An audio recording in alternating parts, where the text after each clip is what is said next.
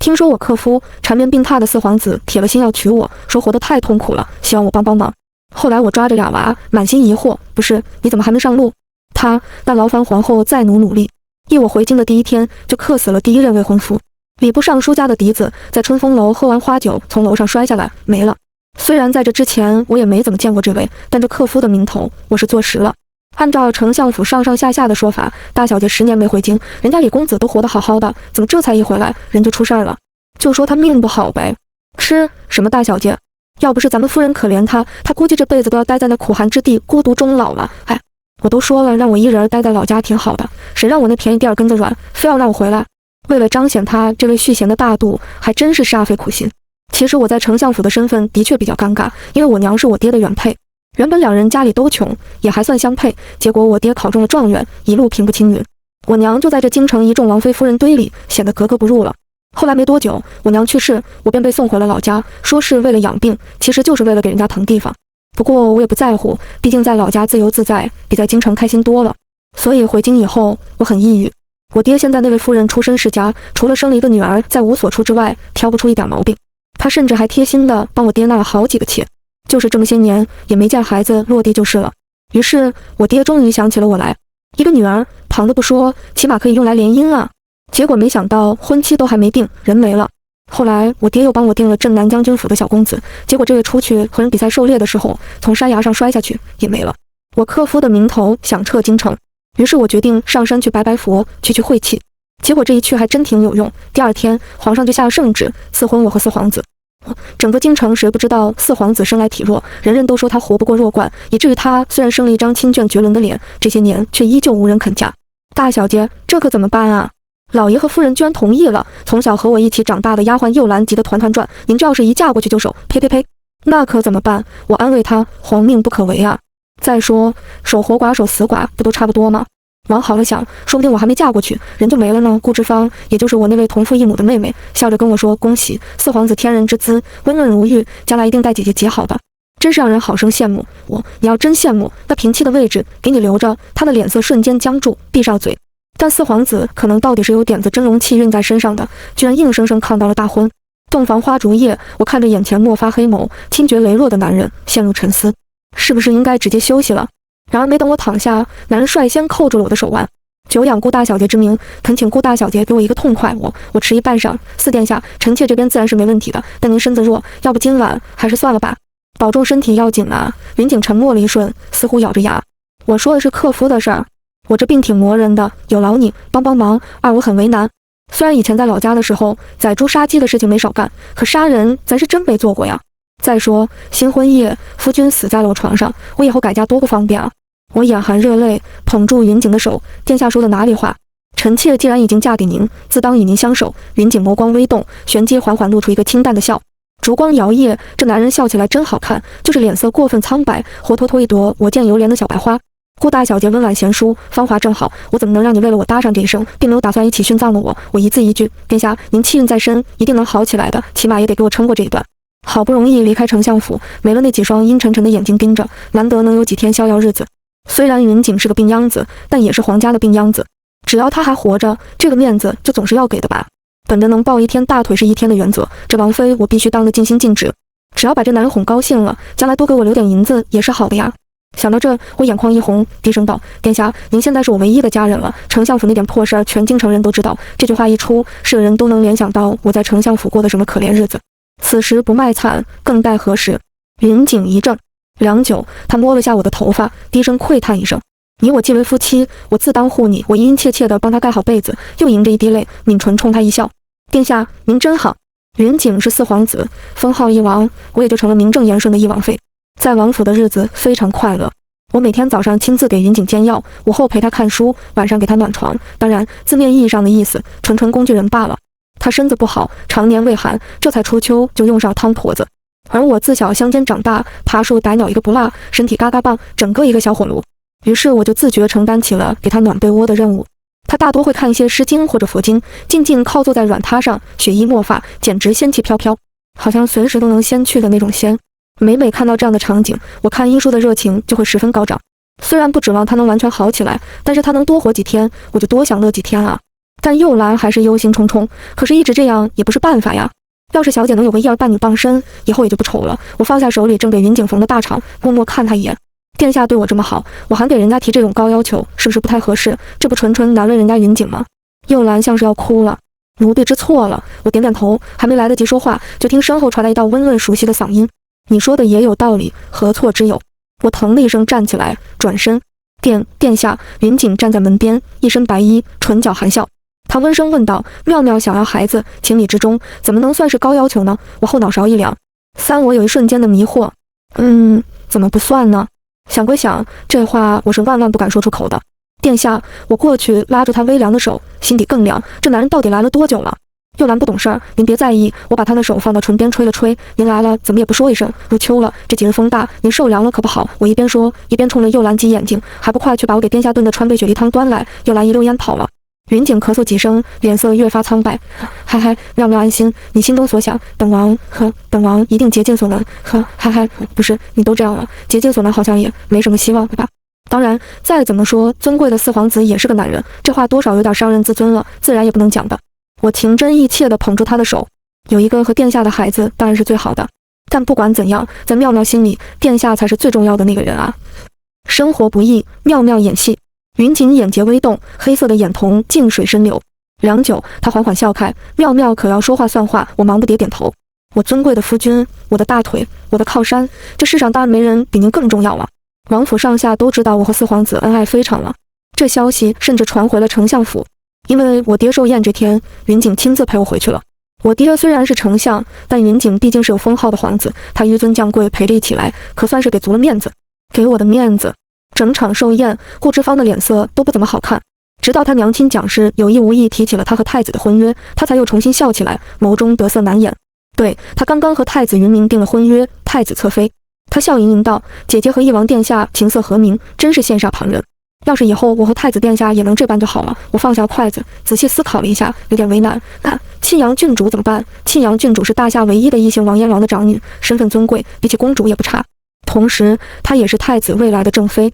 顾之芳的脸色顿时僵住，又连忙挽救：不是，我绝对没有要和沁阳郡主争的意思。我只是想着以后好好伺候太子殿下，就像姐姐你对翼王殿下一般，虽然相识的时间短，但感情真好。这是在暗示我故意讨好云景，对他是装出来的深情。虽然确实是这样，但你当众说出来就不好了。我放下筷子，憋了口气，微微红了脸，三分羞涩地看向一旁的云景。殿下生得好看，众所周知，云景随了他母妃，的确是几位皇子里面最好看的。至于太子云明，他很像当今圣上，挺敦实的。我诚恳地看向他，不过感情也是可以培养的，时间久了，感情自然就深了。顾之芳的五官扭曲了一下，身侧的云景似乎低笑了一声。似我和云景相知相爱的传闻传遍了整个大夏，以至于秋猎的时候，圣上还特意把我也喊去了。身为翼王妃，我当然是有资格去的，但关键就在这样。我嫁的这个男人，他那一把娇弱的身子骨和秋猎有丁点关系。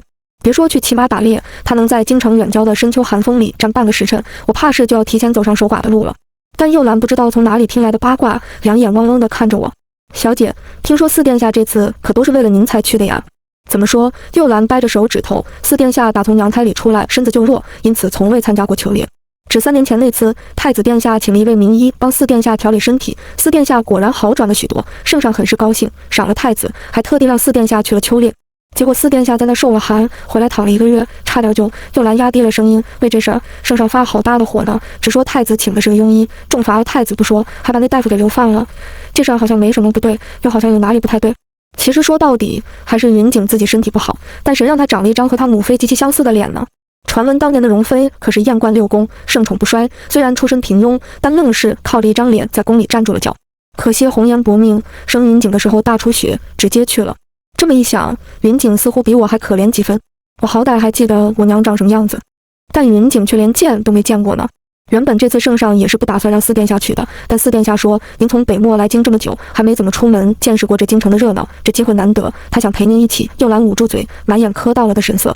虽然四殿下身子不好，但待您是真的没得说啊。我犹豫了一下，话是没错，但是宫里这些人嘴也太碎了吧？这话云景自己都没同我说过呢，他们怎么一个个知道的比我这个正妃还清楚？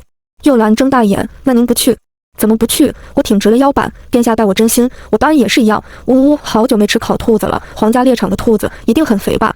我猜的没有错，猎场的兔子的确很肥，好得很。唯一不好的是，我迷路了。准确的说，是我和云锦一起迷路了。这事儿说来挺无语的。本来我和云锦，一个真药罐，一个装端庄，就算去了猎场，也应该待在暖和的帐篷里打椰子牌等着吃，不是等着太子他们满载而归。但是大约是天气太好，阳光照在林间，树影斑驳，落叶堆叠，也让人不自觉放松起来。我想去捡几个松子，云锦欣然应允。本打算就在边缘活动一下，结果捡着捡着，再抬头我就发现我们居然迷路了。更悲伤的是，还下雪了。京城也会下这么大的雪吗？躲在一处好不容易找到的山洞里，我望着外面白茫茫的一片，有点恍神。我还以为只有北漠才有这么大的雪呢。云锦偏头看我一眼，想家了。我用力点头。想啊，想我的大冰壶，想我的雪貂，想我的烤兔子。我不禁悲从中来。云锦清淡一笑，那以后有机会，本王陪你回。咳，嗨嗨，一阵寒风吹来，他又咳嗽起来，薄唇苍白。我忧心忡忡，连忙上前帮他顺气，结果拍着拍着，云锦头一歪，体力不支晕了过去。我呆了。完了，我好像真的克夫啊！大雪封山，云锦被冻死在这可怎么办？我想了半天，看着云锦越发苍白的脸色，我牙一咬，干脆出了山洞。然后我从雪地里扒拉出一截树杈，自制了一把弹弓，打了只兔子回来。山洞内篝火静静燃烧，兔子滋啦冒油。我抱着云锦往篝火那边挪了挪，眼巴巴望着烤得焦黄、香气四溢的兔肉。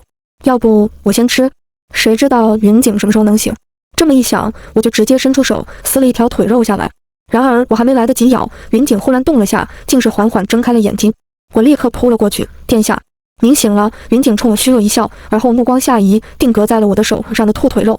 他的神色似乎有些茫然。妙妙，这是哪里来的？直接说这是我打来的，多少有点不合适了，毕竟我是端庄温柔的翼王妃。我那手无缚鸡之力的夫君，可能承受力不是很强大，还是温柔点好。我摇摇头，轻声：妙妙也不知道呢。刚才殿下晕了过去，我就出去捡了点树枝回来烧火，结果回来的时候就看到这只兔子晕在了山洞门口。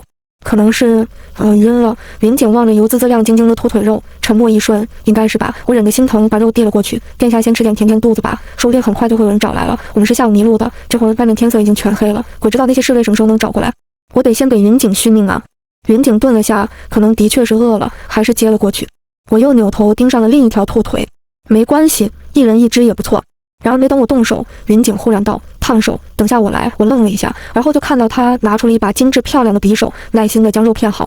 这匕首上面镶满宝石，我一直觉得就是个装饰品，毕竟这次是秋猎，云锦虽然不上场，挂个匕首来冲冲场面也不错。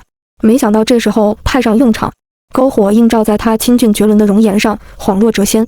我晃了一下神。老实说，这男人的却是精准踩在我的审美线上的。对着这么一张脸，我那3分演技也能发挥出7分了。大约美色昏头，云锦把片好的兔肉递过来的时候，我下意识凑过去直接吃了，然后不小心咬了一下他的手指。我愣了，云锦也愣了。等回过神来，我直接炸了。云锦轻轻眨了眨眼，忽而一笑：怎么不好吃吗？这话是不是哪里不对劲？是不是？我难得脸上一燥，殿下也吃点吧，您身子微寒，多吃点暖暖。这话我是真心的，因为云锦真不是一般的怕冷，都在火堆旁边待了这么久了，他的手还是凉的。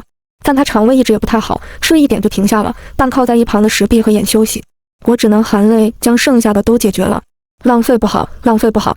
不过我这人做事儿也是有原则的，既然吃了人家的，那肯定要投桃报李。云锦似乎又睡着了，我摸了摸他的手，还是凉的。这一夜过去，他要是看不见明天的太阳了，那我岂不是也好不到哪儿去？这么一想，我抬手去解他的衣服。云锦似乎察觉到了什么，睁开了眼睛。篝火跳跃，映在他漆黑的眸底，看不清晰。妙妙，他轻声询问，好像还没清醒。我贴了过去，又将之前为他缝制的大氅披好，环抱住了他净瘦的腰身。这男人看着柔弱，居然还有腹肌呢呀！这念头只是一闪而过，我在他脖颈蹭了蹭。我身上热，给殿下暖暖。云锦没说话，呼吸似乎静了一瞬，但他的身子好像是比方才热了些。我很高兴，抬头去看他，正好瞧见他微红的耳尖。有用，这男人的气色都好多了。我抱他抱得更紧，争取把身上的热量都透过薄薄的里衣都传递过去。您觉得好些了吗？云锦闭上眼，喉结滑动了下，声音微哑。6一觉到天亮。早上醒来的时候，却发现我身上披着大氅，云锦正站在山洞口往外看。他负手而立，清晨的阳光洒落，他竟似乎比外面的皑皑积雪更清冷。殿下，我摸了下不知道什么时候被系好的衣服，抱着大氅过去，却看到云锦眼下泛着淡淡的青色。您没睡好吗？我感觉我这小暖炉当得挺称职的呀。云锦唇角弯了弯，无碍他朝着外面指去，好像有人找来了。我万万没想到来的居然是庆阳郡主。燕王善骑射，庆阳郡主作为他的长女，在这方面也很是出了名的厉害。翼王殿下，翼王妃，庆阳郡主看到我们俩还活着，明显松了口气，终于找到你们了。我屈膝行礼道谢，又忧心忡忡。殿下许是受了寒，得赶快找太医。庆阳郡主摆摆手，太医们这会儿都没空，不过我府上随行大夫也来了，让他给翼王殿下看看吧。庆阳郡主用的人，医术当然没得挑，不过什么叫这会儿太医们这会儿都没空？我没忍住问出声。庆阳郡主摆摆手，啊，没什么，就是太子被刺杀了。我没记错的话，那好像是您未来的夫君吧？庆阳郡主大约也意识到这语气好像太敷衍，又添了一句：“没死，就是胸口中了2箭。”云景眉心微蹙，怎么回事？听说好像是三殿下干的。庆阳郡主说着，脸上又露出嫌弃之色。第一箭是偷袭，躲不过去还情有可原，怎么还能被刺中第2箭？他身后的仆人和侍卫齐齐低头，装没听见。太子虽然敦实，但是更擅长读书，武艺方面一般般，也难怪庆阳郡主会是这么个反应了。加上他身份尊贵，就连当今圣上都要敬他爹3分，他就更毫无避讳了。就算太子在这，只怕他这话都照说不误。我跟着云景往前走，脚下的积雪忽然塌了一下，差点跌倒，还好云景及时揽住了我的腰。妙妙，没事吧？日光下，他长睫微垂，冷风吹来，他的唇色似乎又白了几分。我脸一红，不是害羞，是丢人。我纵横乡野小霸王，居然沦落到让药罐子服了，羞耻，丢脸。我连忙抱着他的胳膊，没事没事，我好得很。庆阳郡主八卦的眼神在我们2个之间来回转，脸上忽然露出了奇妙的微笑。看来昨晚翼王妃照顾翼王殿下甚是辛苦啊。说话就说话，你笑什么？云景没理他这话，只抬手摸了下我的额头，眉心微拧。你发烧了？他这才看向庆阳郡主，麻烦先给妙妙看看。庆阳郡主啧了声，一脸遗憾地冲着后面的大夫招了招手。回去之后我才知道，这一晚上发生了好多事。三殿下派人刺杀太子，导致太子重伤，圣上震怒，将三殿下押入天牢。一夜之间，朝堂震动，而我和云景因为被困在山里一整天，完美错过。不过云景的情况也没好到哪儿去，大雪封山，他的病情又严重了，直接在床上躺了半个月。我坐在院子里开始发愁。幽兰，你说顾之芳和太子的大婚推迟了，该不会我的守丧要提前了吧？幽兰眼神绝望。你也觉得有可能是不是？一道熟悉的嗓音从身后传来，夹杂着几声咳嗽。本王答应过要同妙妙生一个孩子，如今尚未完成，应该应该不会的。妻有的人死了，他还活着；有的人活着，他已经死了。我想此时此刻我的眼神应该比幼兰更绝望。背后说人家被抓一次还不算，居然又来了第2次。我迅速调整了心态，转身一头扑到了云景怀里。殿下，您可算醒了。云景被我撞得晃了下，但最后还是站定，似笑似叹，摸了摸我的头。哭什么？我紧紧抓着他的衣襟，委屈巴巴。妙妙不想一个人吃饭睡觉，殿下以后都陪着妙妙好不好？余光里，幼兰疯狂冲我眨眼睛。小姐，这大庭广众的，大家都听着呢，但我哪里还顾得上害羞？我要再不表表深情，这还有救吗？云景手一顿，旋即轻笑一声：“好，真是奇人将死，其言也善。”我看云景越发顺眼了。这男人虽然身体不太行，但人确实不错。云景偏头又咳嗽了2声，这才温声问道：“对了，听说庆阳郡主给你下了帖子，请你去郡主府赏花。”我摇摇头，殿下身子不好，我无心过去。云景笑了笑：“我没事儿，难得你在京城能有个投缘的朋友，不然我陪你去。虽然他已经醒了，但我哪能让他来回折腾？万一又病了呢？”于是我还是自己去了。其实这初冬时节赏什么花，庆阳郡主无非就是找人上门唠嗑罢了。听说这段时间顾之芳往太子府跑得很勤快，做足了端庄贤淑的太子侧妃姿态，而庆阳郡主不是骑马投壶，就是赏花品酒，两相对比，难免显得庆阳郡主过于嚣张了。但谁让人家有个厉害爹呢？哪怕太子对此多有不满，也不敢明着说他半句不是，只能通过赏赐顾之芳来表达自己的偏宠，试图扳回一城。他赏的那些东西还入不了本郡主的眼呢，也就那些没见过世面的拿来当个宝，成天炫耀。庆阳郡主抓了一把瓜子，一脸嫌弃。我诚恳地点头，这倒是实话，庆阳郡主深受宠爱，的确比太子阔气。哎，对了，你帮我挑挑哪个好看？庆阳郡主说着，让人送过来一堆画卷。来的是一个身形清瘦的少年，眉眼冷淡，肩背挺直。我好奇地打开，然后心情十分复杂。合着你说的赏花是赏男人？虽然早就听说庆阳郡主府里养了一堆面首，但这么光明正大条的阵仗，我还是第一次见。见我一直不说话，庆阳郡主胳膊肘捅了捅我。自从当初知道你选择嫁给四殿下，我就知道你是眼光好的。快帮我挑挑，你这到底是在夸我还是在骂我？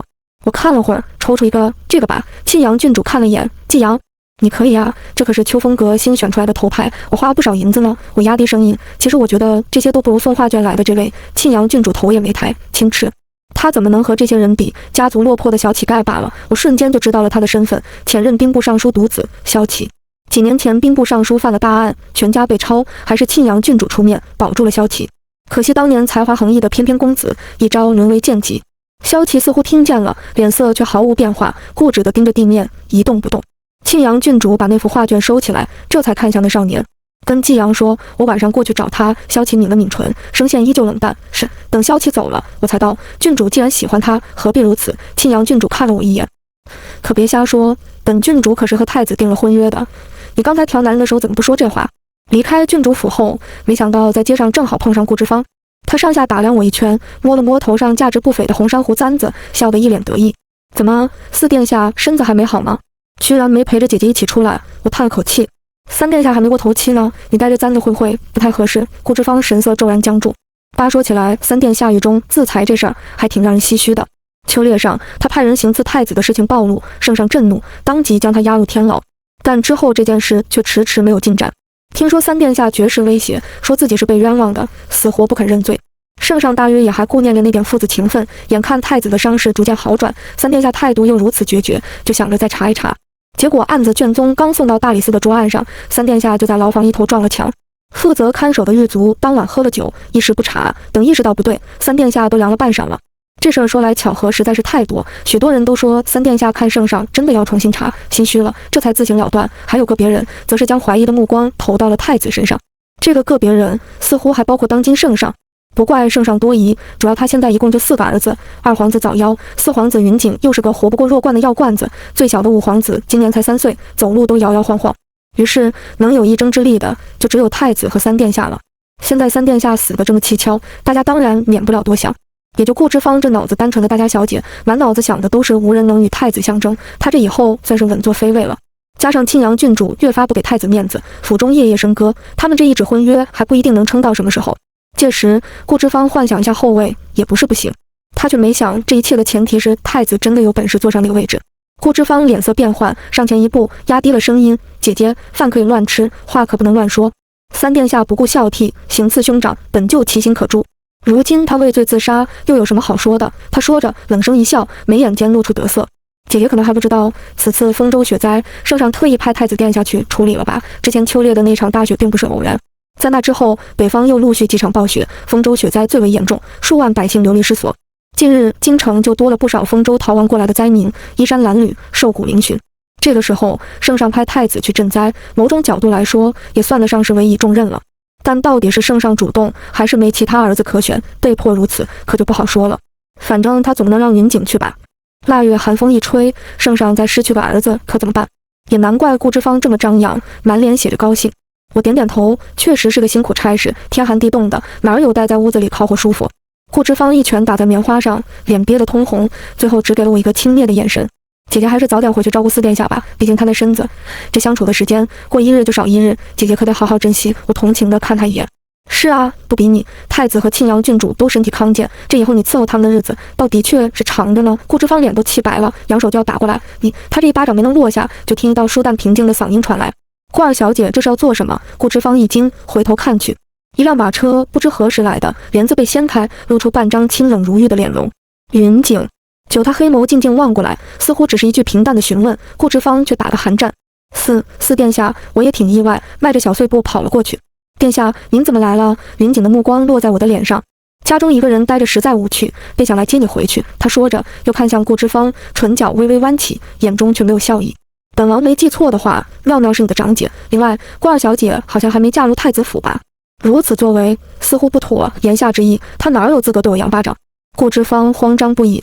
他在嚣张，云锦的身份也高出他许多，何况他一直以来的形象都温婉大方，如今被云锦撞破，怎么能不紧张无措？殿下，我没有。一阵风吹来，我顾不上搭理顾之芳，连忙上了车。殿下，咱们早些回去吧。云锦望向我，薄唇微抿，声音轻了。顾妙妙，我虽身子弱，但护自家夫人还是做得到的。这男人怎么好像生气了？啊，也是，顾之芳敢对我动手，可不就是打他的脸吗？我一把将帘子放下来，又过去拉他的手，耐心哄道：“您还知道您身子弱呢？这风一吹，等会儿又要受凉了。为这种人不值当，回头头疼脑热的，不还是我负责暖床啊？”云锦一愣，安静片刻，眼帘微垂，遮住了眼底的神色。皇兄能力出众，他自然也底气十足。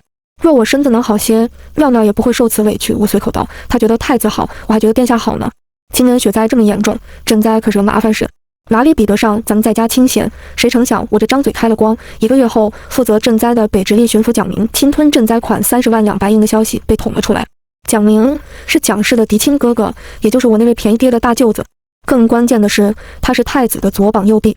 这也是为什么顾之芳能高攀太子，在一众京城贵女中脱颖而出，占了太子侧妃的位置。当然，现在那些贵女可能都在家里暗自庆幸躲过了这一波麻烦。犯了这么大的事儿，不说抄家问斩，蒋家此后也注定要落败了。对太子而言，更是损失惨重。又兰捡了2枝梅花进来，一边插花一边八卦道：“听说太子发好大的火呢，还说要取消婚约。二小姐在府里摔了东西，好几天没出门。”可不得哭嘛！整个京城谁不知道他和太子虽然还没成婚，但分外相亲相爱。还好最近庆阳郡主拉到府里的面首越来越多，还个顶个的漂亮，险胜一局。要不然这脸上多难看！但没想到的是，太子和顾之芳的婚约没取消，反而在几天后的朝会上，太子当堂下跪为蒋明求情了。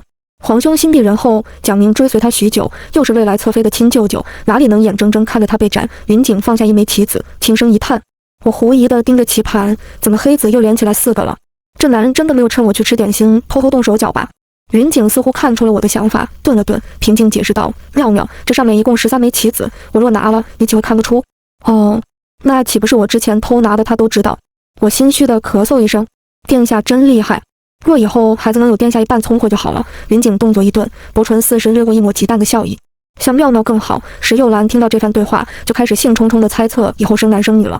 我看着他手边粉嫩嫩的给小孩子准备的衣服，斟酌着道：“你说有没有一种可能，我生不了？”幼兰大惊失色：“什么？”我摆摆手：“别这么震惊，我就是随便一说，毕竟我和云锦吧，还没，但这话当然不好说出口的。”幼兰不知内情，忧伤地道：“就算不能生，那也该是殿下，不会是您啊！”我赞赏地看了他一眼，不愧是我的丫头，什么时候都向着我。但其他人可就不这么想了。我嫁给云锦好几个月，肚子一直没动静，宫里都开始各种明示暗示，要给云锦纳妾了。我很迷惑。不是，皇后，你那唯一的儿子惹他老子发了那么大的火，你居然还有心思想这些事儿？回府以后，我才知道皇后为什么突然心情大好，甚至有空操这些闲心了。以我爹为首的众多朝臣为太子进言了。太子之前为蒋明求情，惹得圣上大怒，要求他在太子府自省1个月。结果1个月还没到，群臣上谏说太子宅心仁厚，这才做出此事。更重要的是，雪灾愈发严重，诸多事务还急需太子去处理。最近圣上的身体也不太好，入冬以后生了好几次病。这个时候，太子当然得肩负起重任。皇后觉得稳了，很显然，很多人都是这么想的。于是我只能去找云锦，同他委婉说那妾的事儿。殿下，皇后娘娘说吏部尚书家的3小姐仰慕您已久，您意下如何？云锦眼帘微掀。妙妙，此话何意？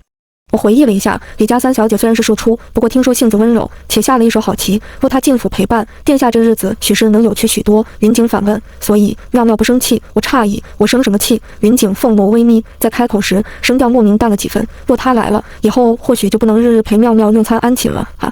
好像是啊，我怎么忘了这一茬？但殿下身份尊贵，妙妙本就不该想着一人霸占的。若能有人一起来伺候殿下，殿下开心，妙妙自然也就开心了。我眨眨眼，情深意切，做足了一位识大体的一王妃的姿态。然而没想到的是，云锦这次居然不吃这套。他将手里的书随意扔到了桌上，半声道：“本王这身子有妙妙一个就够累了，再那人进府，许是够呛。”我回过神来，庭院里伺候的几个丫鬟小厮看我的眼神已经十分不对劲。我一股火直窜天灵盖：“云锦，你在胡说八道些什么东西啊？”11我的怨气很重，非常重。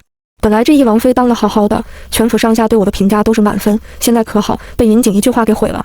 什么叫有我一个就够累了？你干什么了？我天天伺候你吃药穿衣暖被窝，你呢？我愤而离席，跑去郡主府赏花了。你真这么说的？庆阳郡主一脸赞叹的鼓掌，厉害，太厉害了！我烦得要死，以前没发现这男人怎么这么难伺候。像我这么端庄大方善解人意的正妃去哪里找？他不乐意了。庆阳郡主啧了声，从剑筒里抽了一支剑。但凡真心喜欢一个人，就不可能安然看着他和旁人在一起。你倒好，不但不吃醋，还主动撮合，你让4殿下怎么想？我心里咯噔一下。完了，那这意思，云锦岂不是看出来我从前都是装的了？难怪他当时神色不怎么好看呢。任谁被骗了，这也高兴不起来啊。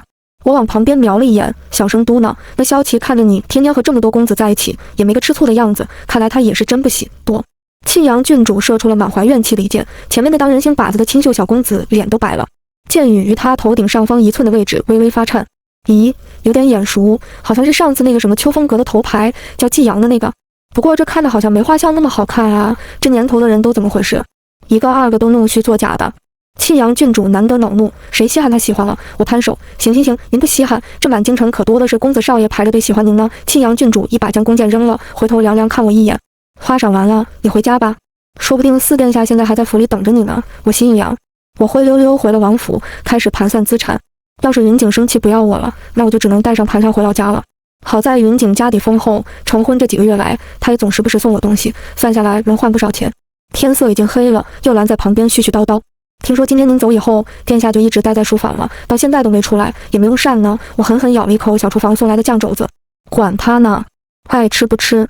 殿下肠胃一直不好，现如今饿过了时辰，怕是又要疼得厉害。我咕嘟咕嘟喝了几大口樱桃酒酿。近来天气也冷，殿下一个人若是再受了寒，估计又要卧床不起了。我去还不行吗？刚来到书房外，就听到里面传出几道压抑的咳嗽声，心里积攒的那股子火气瞬间烟消云散，还隐隐带了点后悔。算了，这男人估计都没多少日子可活了，我和他计较那么多干嘛？旁的不说，成婚这段日子，云景待我的确是没得挑。我刚要抬手敲门，房门便被人从里面打开了。夜色浓郁，微风小雪，五彩琉璃灯的光映在他清冷如玉的容颜上，镀了一层暖色。那双墨色眼眸深处，似乎也添了几分说不清道不明的情愫。这一霎，我突然莫名觉得他等我很久了。12白天刚吵了架，此时再见，多少有点尴尬。我只能硬邦邦开口：“殿下身子经不起折腾，这么晚了还没用膳，回头受罪的还是您自己。”云景轻声道：“妙妙不在，吃不下。”我好恨，为什么我这个人总是吃软不吃硬？为什么他微微苍白这张脸诞生说出这一句，我就觉得真的是我过分了。我深吸口气，把热好的饭菜端过去，多少吃点，暖暖胃。今晚的云景好像格外听话，我让他用膳，他就真的坐下吃得干干净净。这男人要是冲我发一顿脾气也就罢了，这样反倒是搞得我心里过意不去了。吃完后，云景偏头看向我，我还以为妙妙不要我了，被庆阳郡主强行赶回来，并且已经清点了盘缠的我，深吸口气，我理了理思路，缓声道：“殿下是我夫君，夫妻一体，我怎么会抛下殿下一人？”云景就那么静静看着我，像是某种无声的控诉。我顿时心虚起来，毕竟白天我还让人家那妾呢，也顾不得想这件事怎么最后就成了我的错。我扣了扣桌角，想了半天，还是放低了声音：“我真的不知道这件事会让殿下生气。明明当年我爹爹迎娶蒋氏进门的时候，所有人都很高兴。”云景眸光微动，我盯了瓷白的杯子，脑子里不断闪回很久之前的那些画面。我以为我已经忘了，但原来一幕幕都还如此清晰。我记得院落里挂满了喜庆的红绸，锣鼓喧天，欢声笑语。我也记得我跪在祠堂，桌案上摆着刚刻好的我娘的墓碑。殿下若是不喜，回头我去和皇后娘娘说。我道。云景却道：“不必。”我奇怪抬头，却正好撞上云景看过来的目光。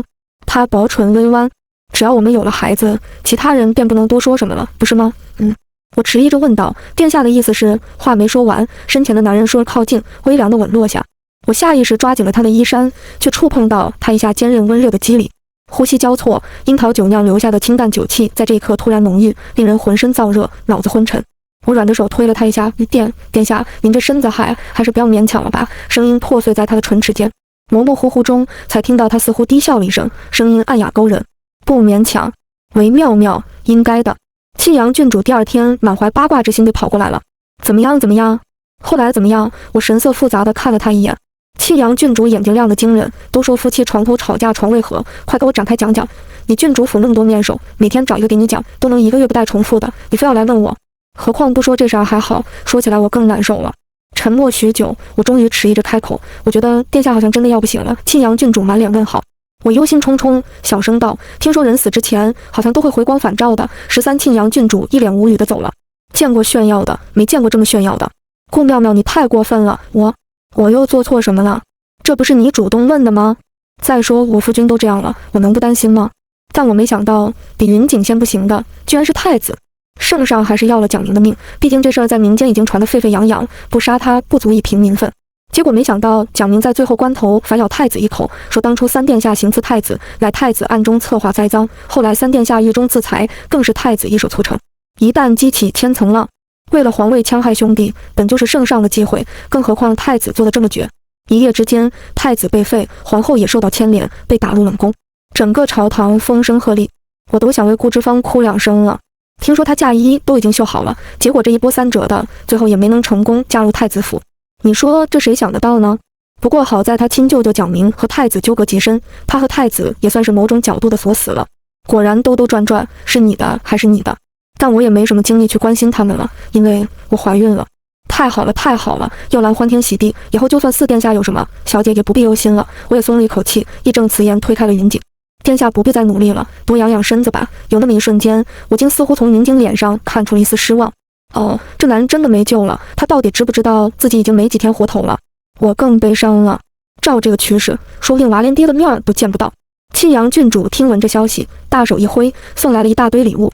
我揉了揉差点被闪瞎的眼睛，泪光盈盈地看过去。郡主太客气了，这礼物实在是太贵重，你说哪件？庆阳郡主扫了一圈，草率了，怎么能把我的那点私房钱和庆阳郡主的家底儿比？正想着，小厮来报说我爹来了。庆阳郡主嗤笑，太子倒台，蒋家被抄，之前出面求情的顾丞相自然也不免受到牵连。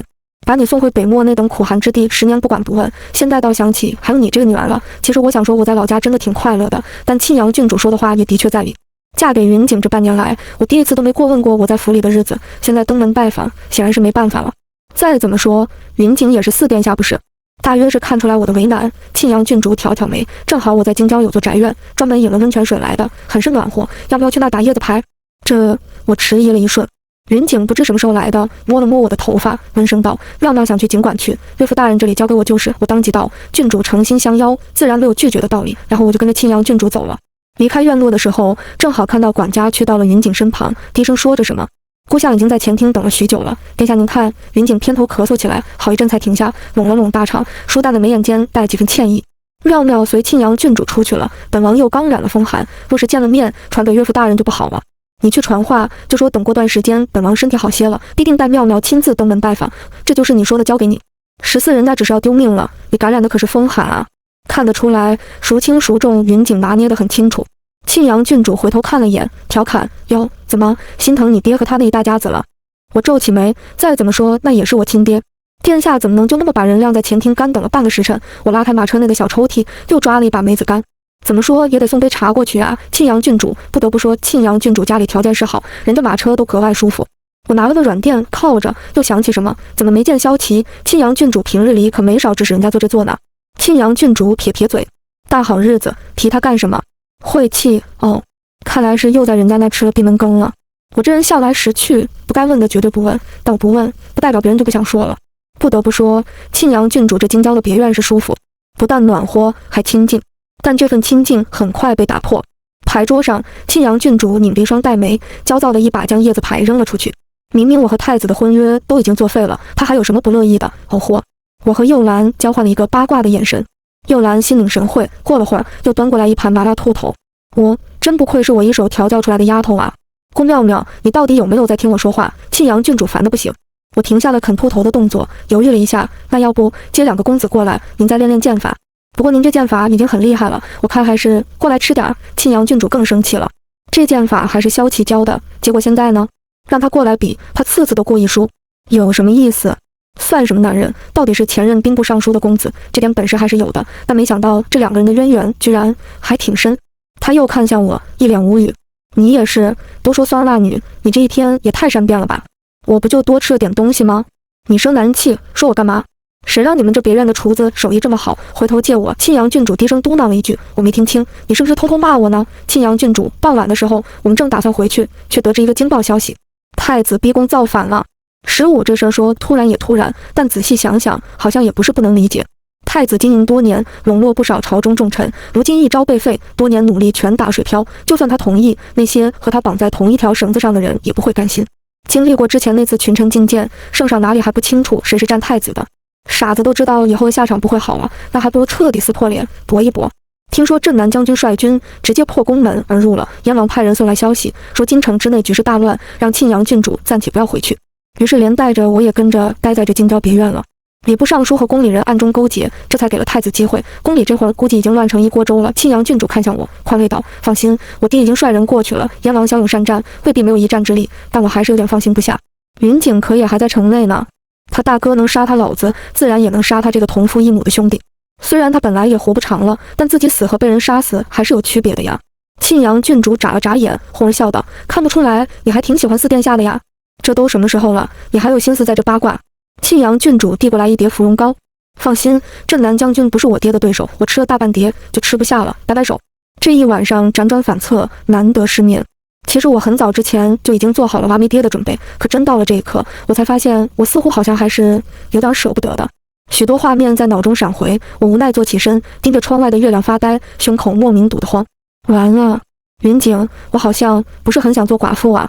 我们在京郊别院待了3天，然后就接到消息，太子谋逆，被燕王当场射杀，镇南将军等人兵败被俘。听说战况激烈，血几乎流到了宫门外。更重要的是，经此一事，圣上突发心急，病天了。他在死前留了圣旨，传位四皇子云锦。咣当，我手里的兔腿肉掉了下去，整个人都麻了。这是什么意思？出来一趟，再回去，我成皇后了。16其实仔细想想，除了4殿下，圣上也没得选了呀。庆阳郡主好像觉得这事儿很理所应当，5殿下是奶娃娃呢，难不成让他去做金銮殿？他说着，又看了眼我尚未隆起的小腹。再说，你现在可怀着孩子呢，有比他更合适的吗？我心情复杂。当初说好的生娃保我后半辈子衣食无忧，我却也没料到是这个意思啊。云景来得比我想的更快，分明才几天没见，我却觉得似乎已经和他分开了好久。妙妙，他将大氅披在我身上，细心帮我拢好，声色低沉温柔，一如既往。我们回家吧。其余人齐刷刷跪地，恭请陛下娘娘回宫。这也太突然了。马车上，我终于忍不住低声问道：“殿，陛下觉得身体如何了？”云景墨色眼眸静静望过来，露出几分笑意。有妙妙在，自然好多了。不得不说，宫里人动作就是快。我们回宫的时候，该清理的都已经清理了。1个月后就是云景的登基大典。对于扶了这么个病秧子上位，朝堂重臣居然全都表示了同意。也是，不同意现在也没更好的选择了。不过我欣慰的是，庆阳郡主还是把别院的那位厨子送我了，这也就使得我孕期过得非常开心。除了胖了那么一点点，没毛病。我本以为云景会很忙，但大约是群臣体谅他身体不好，能自己解决的都自己解决了。除了那么几个自裁的，还有几个请辞的，我爹就是其中之一。蒋明被斩以后，蒋氏悲痛不已，一病不起，没多久也跟着去了。我爹心灰意冷，告老还乡。护之方受不了一夜之间从云端跌落泥潭的打击，在自己房间关了3天3夜之后，提发出家了。庆阳郡主对此嗤之以鼻，哼，还算他聪明，在寺庙里好歹还能吃上口饭，这要是跟着你爹回那穷苦地方，就他那娇贵身子，指不定直接死在半路了。我赞同点头，说起来还真是得多谢燕王，当初要不是他力挽狂澜，射杀太子，今天要跑路的可能就是我了。庆阳郡主撇撇嘴，哪是他干的？那件是萧齐设的。我直起身，真的。庆阳郡主说起这段更气，我爹非说是什么对他的考验，这考验的什么？陛下都已经为萧家平反了，还不上门提亲，磨磨唧唧的烦死了。我默了一下，听说昨天季阳又从秋风阁回郡主府，在门外等您一整天呢。庆阳郡主顿时心虚起来，我当初那不是为了气他吗？谁知道他和我爹联手骗我，我就说呢。燕王和萧齐父亲乃是至交，然而当年萧家出事儿，却是庆阳郡主出面保下了萧齐。如今想来，该是那时候就已经在筹谋今日了。庆阳郡主又添了一句：“你可以为我证明的，对不对？”我抓住他的手，在这之前，你先帮我喊一下太医，我好像要生了。17我也没想到，我怀的居然是龙凤胎。俩娃咕咕坠地之后，我也哭了，激动的，这算是超额完成任务了呀。看着院子里刚刚会走路的2个粉嫩嫩的小团子，我忍不住凑过去亲了好几下。正亲着，一只手环到了我腰上。我回头就看刚刚下朝的云景，脸色不太好的样子。看来妙妙当真喜欢极了他们2个。有臣子惹他生气了，不太像。我犹豫了一下，这男人该不会是在和2个娃娃吃醋吧？不至于，不至于，好歹也是害他爹了，哪能那么幼稚？那就是身体不舒服了。想到这，我终于后知后觉，抓着俩娃，一脸茫然地问道：“不是，您怎么还没上路？”云景脸色似乎凝固了一瞬，他大概也想起了当初新婚洞房夜说的那番话。片刻，他眉梢微挑，俯首凑近，温热的气息喷洒在耳边，暧昧横生。那麻烦皇后再努力。我发誓，我真的很努力了。最后实在是努力不动了，索性放弃，生无可恋。夫君，您有没有听过一句话？好死不如赖活着。您放过自己，也放过我吧。云景把我从被窝里捞出来。北漠下了京东的第一场雪，我陪你回去看看。我瞬间来了精神，真的。他眼角笑意舒展，答应过妙妙的，自当守约。我兴冲冲道：“那要不要叫上庆阳郡主？”他想去北漠好久了。云景挑下眉，他和萧齐3天后大婚，应该赶不上了。我有点遗憾，但很快就又高兴起来。没关系，那咱们自己去。一场大雪过后，冰湖冻得结结实实，我在上面溜达了半天，云景就在岸边烤兔子。